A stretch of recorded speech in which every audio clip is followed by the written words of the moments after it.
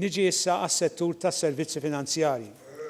Fl-aħħar sena, il-Gvern ħa diversi miżuri sabiex isaħħaħ is-servizzi finanzjarji tagħna. Ġiet emendata l-liġi tal-Awtorità għas-Servizzi Finanzjarji sabiex tinbidel l-istruttura tagħha ħalli bekk tirrifletti iktar iż-żminijiet tal-lum u tkompli tkun strumentali sabiex dan is-settur ikompli jikber u jikkontribwixxi għall-għajxien ta' eluf ta' Maltin u Għawċin. Sabiex pajjiżna jibqa' kompetittiv jeħtieġ li mhux biss insegwu mill-qrib dak li qed jiġri fuq livell internazzjonali, imma li bħala Gvern ikollna channel miftuħ mal-industrija u mal-practitioners permezz ta' consultative body.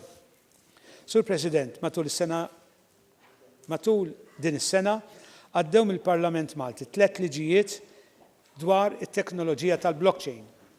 Bihom Malta saret l-ewwel pajjiż fid-dinja li qed ipoġġi qafas legali sabiex kumpaniji li jaħdmu f'din it-teknoloġija jibdew joperaw minn Malta.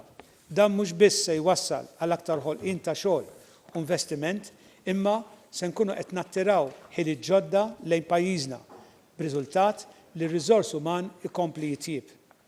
Parti importanti oħra ta' dawn il-liġijiet dwar il-blockchain u li permezz tagħhom Malta se tkun qed tagħti protezzjoni kemm lill-konsumatur kif ukoll lill-investitur.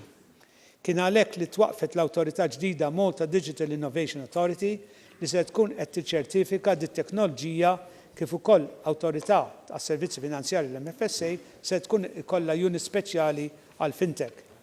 Sejrin nippreżentaw abbozz ta' liġi li fih se nkunu qed nagħtu personalità legali lil ċertu aspetti tat-teknoloġija blockchain. Fil-waqt li se nkunu qed inniedu wkoll dokument li se jispjega nesploraw u noħolqu qafas regolatorju għat-teknoloġija meqjusa bħala disruptive, bħal l-artificial intelligence u Internet of Things li komplementaw il-blockchain.